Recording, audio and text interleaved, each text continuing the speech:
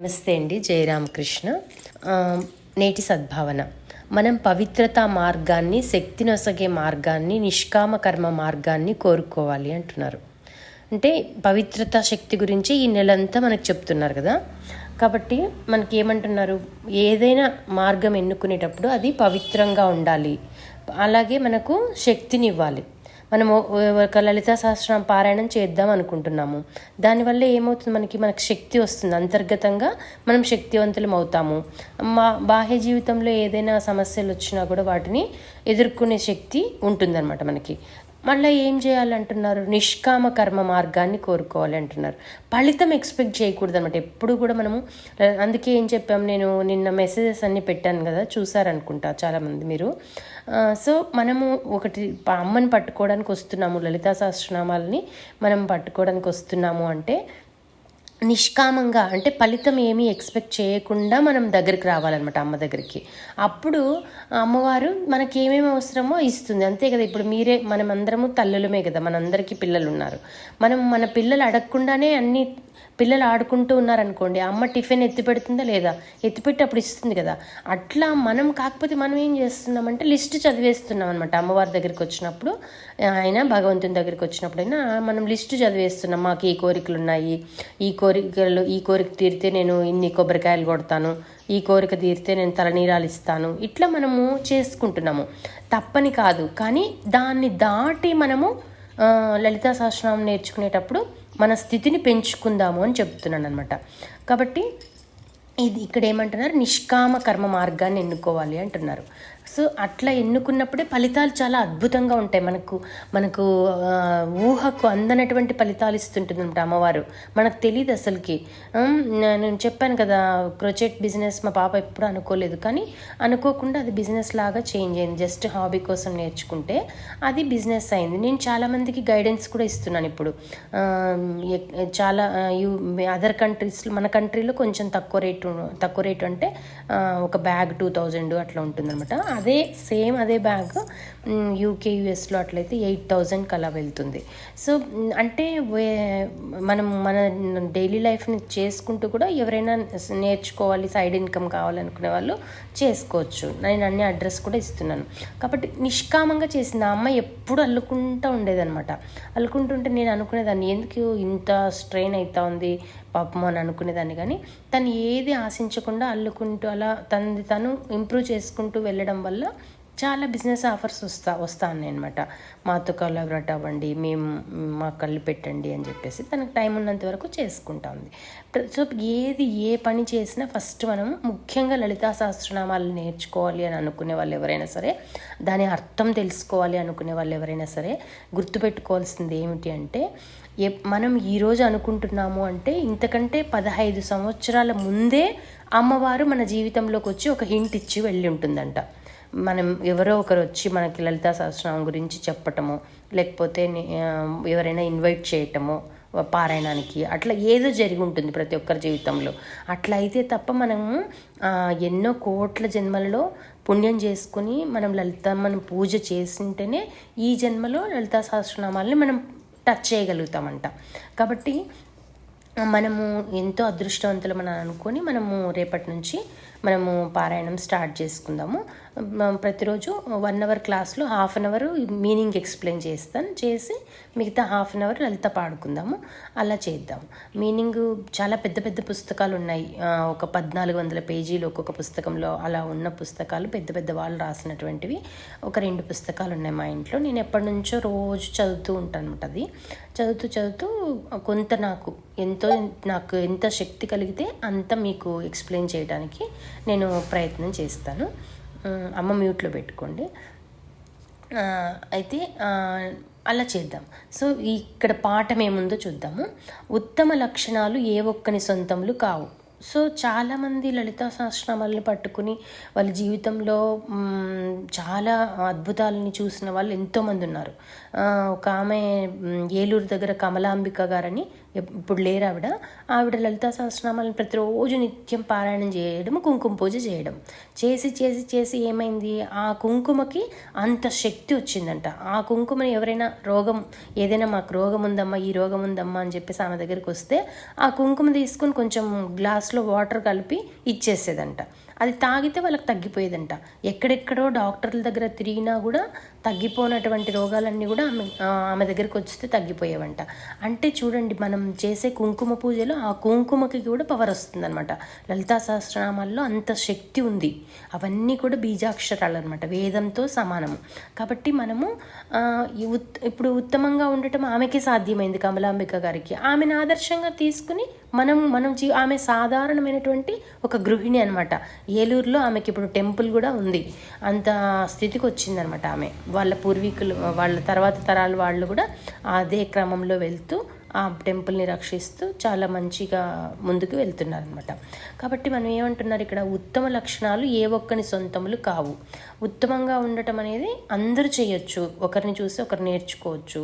అమ్మవారిని మనం ఎందుకు ఉపాసించబోతున్నాము అంటే, అమ్మ తత్వాన్ని తెలుసుకుని మనము నిజమైన మాతృమూర్తులుగా మారుతూ మనలోకి ఆ దైవీ గుణాలన్నిటిని మనలోకి ఆవాహన చేసుకోవటానికి మనం ప్రయత్నం చేస్తున్నాం అనమాట. ఒక చిన్న ప్రయత్నం. అసలు లలితా సహస్రనామాల్ని ఎక్స్ప్లెయిన్ చేయాలి అనుకోవడం పెద్ద సాహసం అనమాట. నాకు ఎప్పుడు కూడా తృప్తి అంతగా అనిపించేది కాదు. నేను చెప్పగలనా అనే ఒక సందేహం ఎప్పుడు ఉండేది. పోయినసారి కూడా నేను ఎప్పుడో 1 year బ్యాక్ స్టార్ట్ చేసి కూడా ఆపేశాను కదా. నాకు అంత అనిపించలేదు, ఇంకా నాకు అంత శక్తి వచ్చింది అని అనిపించలేదు. అయితే ఈసారి కొంచెమైనా చెప్పగలను అనుకుంటున్నాను కాబట్టి స్టార్ట్ చేస్తున్నాము. కాబట్టి ఏమంటున్నారు, గొప్ప సాధువులు రక్షకులు పాడే గీతాన్ని మనం కూడా పాడగలం. కాబట్టి అంటే వాళ్ళు ఎలా జీవించగలరో మనం కూడా అలా జీవించగలం. సాధువుల్లాగే గృహస్థుగా ఉంటూ కూడా ఒక సాధువులాగా జీవించవచ్చు అనమాట. మన పనులను మనము కర్మయోగంలో లాగా చేసుకుంటూ వెళ్తే ఏమవుతుందంటే మన జీవితం కూడా అలాగే సాధువుల జీవితం లాగా ఉండిపోతుంది అనమాట. కాబట్టి ఏమంటున్నారు, మనకు ఆ పాటలో కొన్ని పదాలే తెలిసినా వాటన్నింటినీ ప్రోగు చేసి వాళ్ళలాగే మనము భావయుక్తంగా పాడగలము అంటున్నారు. అంటే వాళ్ళు చేసినన్ని పెద్ద పెద్ద అన్ని సేవలు, అన్ని ఉపాసనలు చేయలేకపోయినా వాళ్ళని ఆదర్శంగా తీసుకుని మనము కొంత కొంత చేసుకుంటూ మన జీవితాన్ని ఉద్ధరించుకోవాలి అని చెప్తున్నారు. అంతే కదా, ప్రతి జన్మలో కొంత సాధన చేసేటప్పటికి ఏమవుతుంది, నెక్స్ట్ మానవ జన్మ వచ్చినప్పుడు అది క్యారీ ఫార్వర్డ్ అవుతుంది అనమాట. అయ్యి మనం అక్కడి నుంచి మళ్ళీ సాధన మొదలు పెడతాము. అందుకే కదా కొంతమంది చిన్నపిల్లలే వేదాల వల్ల వేస్తుంటారు, చిన్నపిల్లలే భగవద్గీత శ్లోకాలు అంత చక్కగా చెప్తుంటారు. అంటే మన ముందు జన్మలో వాళ్ళు ఆల్రెడీ చేసుకుని ఉన్నారనమాట. వాటిని ఆ సంస్కారాలతో వాళ్ళు పుట్టారు అని అనుకోవాలి. మన చిత్తవృత్తి అంతర్ముఖమైతే మనం పవిత్రులు అవ్వడమే కాకుండా బాహ్య జీవితంలోని విషయాలన్నీ వాటి యుక్తమైన విలువలను పొందుతాయి. సో మన అంతరంగము ముందు పవిత్రం అవ్వాలన్నమాట. మన చిత్తంలో మొత్తం చిత్తము అంటే మనస్సు అంతర్ముఖమైతే అంటే మనకు ఎంతసేపు బాహ్యంలో ఏం జరుగుతోంది, పక్కింట్లో ఏం జరుగుతోంది, పొరుగింట్లో ఏం జరుగుతోంది, మా బంధువుల ఇంట్లలో ఏం జరుగుతోంది, అది కాదనమాట. మనం అసలు దాన్ని పక్కకు పెట్టేసి ప్రతిరోజు మన అంతరంగంలో మన లోపల ఏం జరుగుతోంది, నేను కరెక్ట్గా ఉన్నానా లేదా. ఇప్పుడు అందుకే మీకు లలితా సహస్రనామాల్లో కూడా ఎలా చేస్తాము అంటే, ఒక 1/2 hour ఎక్స్ప్లెయిన్ చేసి 1/2 hour లలిత పాడుకున్న తర్వాత మీకు వీక్కి సంబంధించి ఒక హోంవర్క్ ఇవ్వడం జరుగుతుంది అనమాట. మనలో ఒక ట్రాన్స్ఫర్మేషన్ వస్తుంది లలితా సహస్రనామాలని పట్టుకోవడం వల్ల, దాని మీనింగ్ని తెలుసుకోవడం వల్ల, అమ్మకు దగ్గర అవ్వడం వల్ల ఏమవుతుంది అంటే మనలో ఒక ట్రాన్స్ఫర్మేషన్ వస్తుందన్నమాట. ఒక కోపం తగ్గడం అవ్వచ్చు, భర్తని యథాతథంగా స్వీకరించడం అవ్వచ్చు, పిల్లల్ని ప్రేమించడం అవ్వచ్చు. మన పిల్లల్ని ప్రేమిస్తే ఏమవుతుంది, మళ్ళా మన పరిధిని పెంచుకుంటాం అనమాట. అమ్మ అంటే జగజ్జనని కదా, సర్వం ప్రపంచాన్నంతా ఒకేలాగా ప్రేమిస్తుంది అమ్మ. కాబట్టి మనం కూడా అమ్మతత్వాన్ని తెలుసుకోవడం ద్వారా ఏమవుతుంది అంటే మనము మెల్లగా అమ్మలాగా ట్రాన్స్ఫార్మ్ అవుతూ వస్తామన్నమాట. మనం కూడా అమ్మ యొక్క దివ్య గుణాలు మన లోపలికి వచ్చేస్తూ ఉంటాయి. కాబట్టి మనం ఫస్ట్ అంతర్ముఖం అవ్వాలి. అంతర్ముఖం అయ్యి పవిత్రులైనప్పుడు మనము మన బాహ్య జీవితం కూడా అప్పుడు బ్యాలెన్స్ వచ్చేస్తుంది. మనకి బాహ్య జీవితంలో కూడా మనము బాగా ఇప్పుడు ప్రతిరోజు కొంచెం సేపు అయినా ఒక 10 మినిట్స్ అయినా ఎక్సర్సైజ్ చేయండి అని నేను చెప్తున్నాను ఈరోజు నుంచి. మనం లేకపోతే ఏంటంటే మనం ఫిట్నెస్ని చాలామంది లేడీస్ మనం పట్టించుకోవటం లేదు. దానివల్ల మనము రోగాల పాలవటం అయితేనేమి, ఫ్యామిలీకి భారం అవ్వడం అయితేనేమి, మన సాధన చేసుకోలేకపోవడం అయితేనేమి, ఇలా అన్నీ సంభవిస్తుంటాయి. కాబట్టి మనము ఎప్పుడైతే సాధన మీద బాగా ఇంట్రెస్ట్ వచ్చిందో, ఇప్పుడు అమ్మవారి యొక్క తత్వంలో వారాహిదేవి ఉన్నారు. వారాహిదేవిని పట్టుకుని వారాహి మంత్రం చేయడం వల్ల ఏమవుతుంది అంటే ఫిజికల్ ఎనర్జీ బాగా వస్తుంది అనమాట. లేదు గణపతి మంత్రాన్ని చేయడం ద్వారా అయితేనేమి, దాని ద్వారా కూడా ఫిజికల్ ఎనర్జీ బాగా వస్తుంది అనమాట. మనకి మూలాధార చక్రము యాక్టివేట్ అవుతుంది. కాబట్టి మనం లలితా సహస్రనామాలు చెప్పుకునేటప్పుడు కొన్ని రహస్యం ఉన్నాయి, అవి చెప్పటం లేదు. అవి చెప్పకుండా, ఎందుకంటే దీక్ష ఉన్న వారికి మాత్రమే కొన్ని చెప్పేటి ఉంటాయన్నమాట మంత్రాలు. అవి కాకుండా ఏవైతే ఉన్నాయో అవన్నీ కూడా మీకు వివరించడం జరుగుతుందన్నమాట.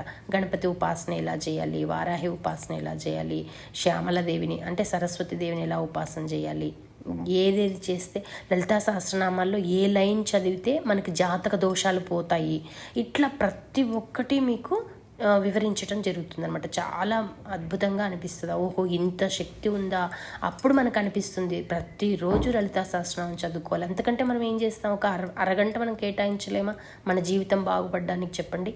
కాబట్టి ఇందులో already Anitha and Radhika already లలితోపాసన చేశారు. వాళ్ళు 90 days చేశారు అది లలితా ఉపాసన. కాబట్టి అట్లా ఎవరైతే చేస్తారో వాళ్ళకే యాక్చువల్గా చెప్పాలి అని చెప్తారు. కాకపోతే నేనైతే ఇప్పుడు మీరు కొంతమంది చేయకపోయినా కూడా మీకు చేస్తారు అనే ఉద్దేశంతో చెప్పటం జరుగుతూ ఉంది. కాబట్టి ప్రతి ఒక్కరము జీవితంలో ఆడవాళ్ళు ముఖ్యంగా మాతృదేవత కాబట్టి ఆవిడ యొక్క శక్తిని మనలోకి ఆవాహన చేసుకోవడానికి ప్రయత్నం చేద్దాం. దానివల్ల ఏమవుతుంది, బాహ్య జీవితం కూడా చక్కదిద్దబడుతుంది అనమాట. సో పర్సనల్ లైఫ్, మన ఫ్యామిలీ లైఫ్ అయితేనేమి, లేదా ప్రొఫెషనల్ లైఫ్ అయితేనేమి, అన్నీ కూడా మన ఫైనాన్షియల్ ప్రాబ్లమ్స్ అయితేనేమి అన్నీ ఒక్కొక్కటి సెట్ చేస్తుంది. అమ్మవారు ఏం చేస్తుందంటే ఫస్ట్ మనం అడగకపోని మనకి ఏమేమి కావాలో మన జీవితంలో అవన్నీ ఒక్కొక్కటి ఇస్తూ వస్తుందన్నమాట. అండ్ ఇంకా ఏం చేస్తుంది, మనలో ఉన్నటువంటి దుర్గుణాలు ఏవైతే ఉన్నాయో, చెడు లక్షణాలు ఏవైతే ఉన్నాయో వాటికి తొలగించేస్తుంది, వాటిని తీసేస్తూ వస్తుంది అనమాట. వాటి మూలాల్లో నుంచి పెకిలించేస్తుంది. సో మన కోపం ఉందనుకో, కోపం యొక్క మూలాల్లోకి వెళ్ళిపోయి తొలగించేస్తుంది. ఆ తొలగించేటప్పుడు కొంత బాధ కలుగుతుంది మనకి, కొన్ని పరిస్థితుల్ని కల్పిస్తుంది. మనం కోపపడడం వల్ల మనకు నష్టం వచ్చేటట్టుగా మనకు అర్థమయ్యేలాగా చెప్తుంది అనమాట. చెప్పి మనము బాహ్యంగా మనం ఎన్ని కోరికలు కోరుకున్నా ఏమీ అనుకోకుండా మనము కోరికలను తీరుస్తూ మనల్ని ఇది కాదు నాయన, ఇంతకంటే మంచి జీవితం ఉంది, నువ్వు ఇటువైపు రా అని చెప్పేసి మనల్ని లాక్కుంటుంది అనమాట. రోజుకి కొంచెంగా మనం ఇది అవుతాం. కాబట్టి లలితా సహస్రనామం పారాయణం అంటే ఇప్పుడు కొన్ని చోట్ల చూస్తుంటాం టెంపుల్స్లో అట్లా కోటి సార్లు పారాయణం చేయాలని చెప్పేసి గబగబా చదివేస్తూ ఉంటారు. అది కాదనమాట. అది కాదు అమ్మ కోరుకునేది. రాగయుక్తంగా ప్రశాంతంగా ఒక్కొక్క నామం దగ్గర ఆగి ఆ నామం యొక్క అర్థాన్ని మన మనసులోకి తెచ్చుకుంటూ మెల్లగా పారాయణం చేయాలి. మనకు మీనింగ్ తెలియడం వల్ల ఏమవుతుంది అంటే ఆ మీనింగ్ దగ్గర కాసేపు ఆగి ఆ మీనింగ్ని ధ్యానం చేసుకుంటాం అనమాట. కాబట్టి ఒక్కరే చేసుకునేటప్పుడు ఇవన్నీ చేయొచ్చు. అందుకనే చెప్తారు కదా, కంచి పరమాచార్య స్వామి వారికి లలితా సహస్రనామం పారాయణం చేయడానికి 8 hours పట్టేదంట. అంటే చూడండి, మధ్యలో ప్రతి నామం దగ్గర ఆయన ఆగిపోయి ధ్యానంలోకి వెళ్ళిపోతారనమాట. అట్లా పారాయణం చేయటం నేర్చుకోవాలి మనం ఒక్కరే చేసేటప్పుడు. అట్లా ఇంట్లో కూడా మనం చేసేటప్పుడు మధ్యలో ఒక గురుమండల రూపిణి అని వచ్చింది అనుకోండి, అమ్మే గురువు అనమాట, గురుప్రియ అని వస్తుంటుంది. అన్నీ అలా ఒక్కొక్కటి వస్తూ ఉంటాయి. పాపారణ్య దవానల ఇట్లా ఒక్కొక్కటి వస్తూ ఉంటాయి. కరాంగుళి నకోత్పన్న, ఇలా ఒక్కొక్కటి వచ్చినప్పుడు దాని యొక్క అర్థం తెలుసుకుంటూ ఉంటాం. కాబట్టి సామ్రాజ్యదాయిని అని వస్తుంటా, సామ్రాజ్యం అంతా ఇచ్చేస్తుంది. అమ్మ దగ్గర ఉన్న సామ్రాజ్యాన్నే ఇవ్వాలనుకుంటుంది తన పిల్లలంటే. అంతే కదా, ఇప్పుడు మనమే ఉన్నాము, మన పిల్లలకి మన సర్వస్వం దారబోయాలనుకుంటాం కదా. మన దగ్గర మనకి ఏం లేకపోయినా మనం తినకపోయినా అన్ని కూడబెట్టి ఇచ్చేయాలనుకుంటాం కదా. మరి జగజ్జనని ఆమెకెంత ప్రేమ ఉంటుంది చెప్పండి. ఆమెకు అందులో అన్కండిషనల్గా ఉంటుందంట ప్రేమ. నాస్తికుల ఆస్తికుల అదేమీ చూడదంట. చూడకుండా మొత్తం అందరినీ ఒకేలాగా చూసి ఉద్ధరించి చేస్తూ ఉంటుందంట. నాస్తికులం కదా, మేము అమ్మని తలుచుకోవట్లేదు అయినా కూడా వాళ్ళని కూడా రక్షిస్తూ ఉంటుంది, అంతే కదా. వాళ్ళకి తెలియకుండానే వాళ్ళని రక్షిస్తూ ఉంటుంది. కాకపోతే నెక్స్ట్ జన్మలలో వాళ్ళకి భక్తి వస్తుందన్నమాట. ఎవరైతే అస్సలు పూజలు చేయకుండా ఉంటారో, అసలు దేవుణ్ణి అనేది తలుచుకోకుండా ఉంటారు, కొంతమందికి టెంపుల్స్కి వెళ్ళడం ఇష్టం ఉండదు, అట్లాంటి వాళ్ళని కూడా అమ్మ రక్షిస్తూనే ఉంటుందన్నమాట. మెల్లమెల్లగా వాళ్ళు ధర్మ మార్గంలోకి వచ్చిన తర్వాత, నీతికరంగా ఉన్న తర్వాత మళ్ళీ వచ్చే జన్మల్లో భక్తిని ఇస్తుంది అనమాట. మనం ఇక్కడ ఉన్న వాళ్ళందరం కూడా కొంత భక్తి కలిగి ఉన్నాము కాబట్టి ఆల్రెడీ మనము లలితా సహస్రనామాన్ని ఎందుకు పట్టుకోవాలి, అసలు పట్టుకుంటే ఏమవుతుంది, దాని రహస్యనామాలని ఎందుకు అంటారు, ఇదంతా కూడా మనము తెలుసుకుందాం మనం రేపటి రోజున, ఓకేనా. కాబట్టి ఇక్కడ ఏమంటున్నారు, మనము అంతర్ముఖమై పవిత్రులం అవడమే కాకుండా బాహ్య జీవితంలోని విషయాలన్నీ వాటి యుక్తమైన విలువలను పొందుతాయి అంటున్నారు. ప్రార్థన. ఓ శాశ్వత అనంతమూర్తి, నాకు పవిత్రమైన హృదయాన్ని ప్రసాదించు, ప్రశాంతమైన చిత్తాన్ని ప్రసాదించు. అంతే కదా, మనం ఎంత సంపాదించినా ఏం చేసినా ముఖ్యంగా మనశ్శాంతి ఉందా లేదా, నీకు ప్రశాంతంగా అనిపిస్తూ ఉందా లేదా జీవితం, అదే ఇంపార్టెంట్, అంతే కదా. కాబట్టి లలితా సహస్రనామం ఏం చేస్తుంది అంటే మనల్ని సెట్ రైట్ చేసేస్తుంది అనమాట. మెల్లగా ఒక్కొక్క పారాయణం ఎలా చేయాలో తెలుసుకున్న తర్వాత, అందులోని మీనింగ్స్ని తెలుసుకున్న తర్వాత, ఓహో ఇంత మీనింగ్ ఉందా, దీని వెనకాల ఇంత అర్థం ఉందా, దీన్ని నేను పట్టుకోవాలి. ఒకరోజు కుంకుమ పూజ చేసుకోవచ్చు, ఒకరోజు ఇదేంటి పుష్పాలతో పూజించుకోవచ్చు, ఒకరోజు నామజపం చేసుకోవచ్చు. అట్లా మెల్లమెల్లగా మనం ట్రాన్స్ఫార్మ్ అవుతూ వస్తామన్నమాట. కాబట్టి ఫ్రైడే రోజు తప్పకుండా నోట్బుక్ పెట్టుకోండి. ఎందుకు అని చెప్తున్నానంటే, అక్కడక్కడ కొన్ని ఇంపార్టెంట్ నామాలు వస్తాయన్నమాట. ఇప్పుడు వసిని వాగ్దేవతలు ఉన్నారు, వసిని వాగ్దేవతలే లలితా సహస్రనామాన్ని పలికిన వారనమాట. వాళ్ళే ఋషులు లలితా సహస్రనామానికి. అమ్మ ఇట్లా ఊరకంట చూపు చూస్తేనే వాళ్ళందరూ సరస్వతీదేవి రూపాలన్నమాట. కాబట్టి మనము ఏదైనా కార్యక్రమాన్ని ప్రారంభించే ముందు కానీ, ఏదైనా ఒకటి నేర్చుకోవాలన్నప్పుడు కానీ, వసిని వాగ్దేవతల నేమ్స్ వాళ్ళ నామాలన్నీ తలుచుకుంటాం అనమాట. అప్పుడు మనకు గుర్తుండవు కదా, కాబట్టి వసిని వాగ్దేవతలు అని రాసుకొని దాని కింద అన్నీ రాసుకుంటారు, అవి చెప్తాం. సో అట్లా ఒక్కొక్కటి ఏదో ప్రతిరోజు లేకపోయినా ఒక్కొక్క రోజు ఉంటాయన్నమాట నోట్ చేసుకోవాల్సిన విషయాలు. అవి మాత్రమే తలుచుకున్నా కూడా మనకి సరస్వతీదేవి అనుగ్రహం వచ్చేస్తుంది అనమాట. అప్పుడు ఏం చేయొచ్చు, మనము మన పిల్లలకి స్కూల్కి వెళ్ళే ముందు ఆ నామాలన్నీ ఒకసారి వాళ్ళతో పలికించి పంపించేసామనుకో, సరస్వతి అనుగ్రహం కలిగి వాళ్ళకి భాష మీద పట్టు రావడం అయితేనేమి, అన్ని రకాల సంగీతం రావాలన్నా, ఇంకోటి ఏది క్రియేటివ్ ఫీల్డ్లోకి వెళ్ళాలన్నా, ఏమి చేయాలన్నా కూడా వాళ్ళ వసిని వాగ్దేవతల యొక్క అనుగ్రహం మన మీద వస్తుందన్నమాట.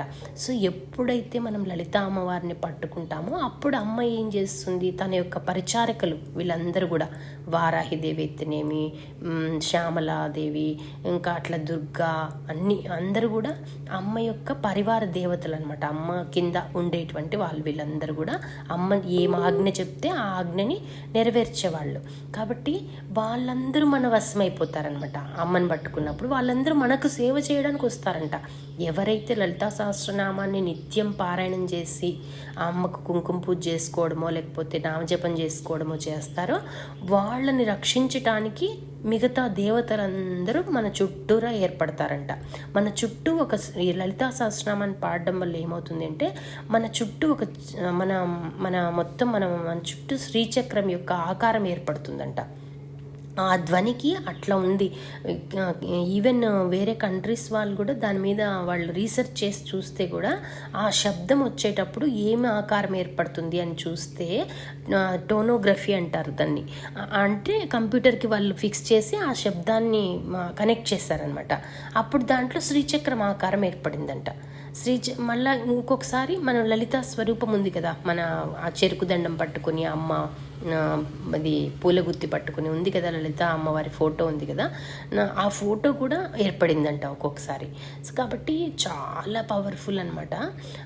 కాబట్టి అయితే కొంతమందికి కొన్ని డౌట్స్ ఉంటాయి, మేము అందరూ చదవచ్చా, ఏంటి, ఏమైనా తప్పులు చదివితే ఇబ్బంది అవుతుందా, అవన్నీ విషయాలు కూడా రేపు నేను ఒక్కొక్కటి తీసుకొని మీకు చెప్పుకుంటూ వస్తాను.